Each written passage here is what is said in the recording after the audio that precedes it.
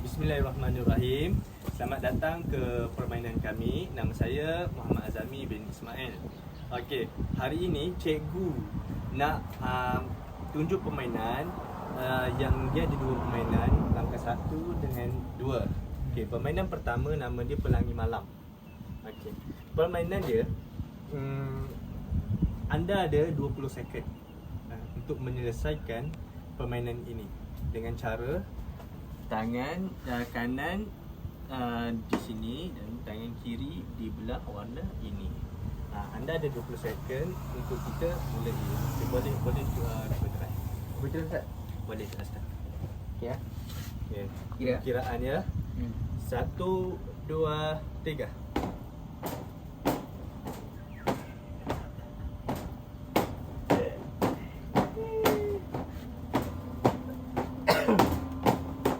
Baik, tahniah.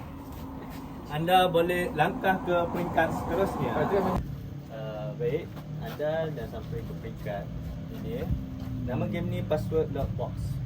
Okey, permainan dia macam ini. Anda baling dulu. Anda dapat contohnya nombor 2. Kemudian ambil nombor. Baca soalan dan jawab. Apabila selesai jawab, tengok belakang ada kod dia. Kod dia ni akan beri link kepada sini password untuk anda buka. Dalam ni ada hadiah. Jadi anda tahuin boleh tulis. Itu saja. Boleh ambil tadi.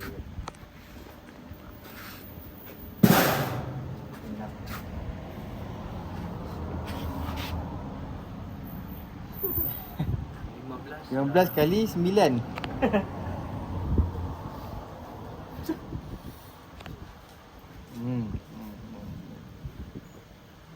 Uh, 135. Betul?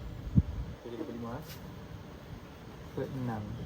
Saya ialah selepas digit pertama password.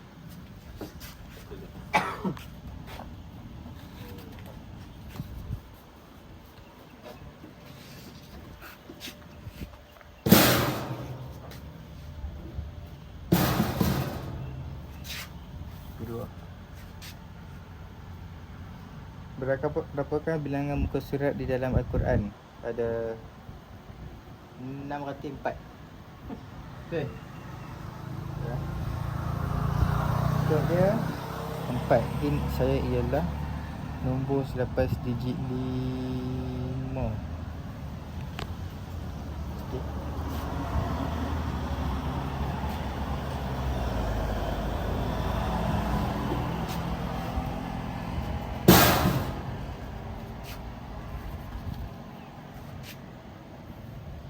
Berapakah bilangan surah dalam Al-Quran? Ada 114. Betul? Kod 5. Dia ialah nombor yang ketiga. Nombor yang ketiga 5. 4 tadi selepas 5.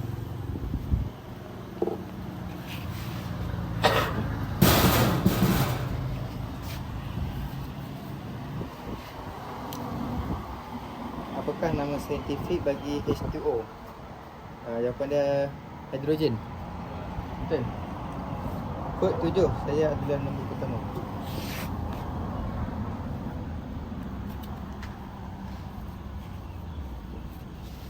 Lagi 2.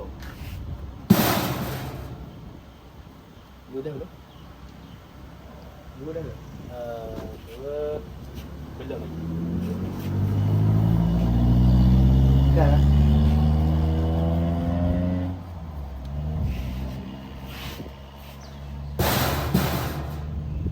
Lima dah? 5 dah.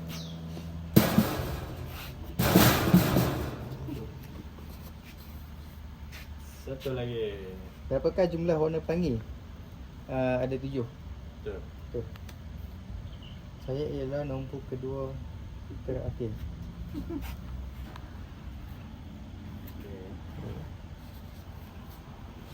Last kali?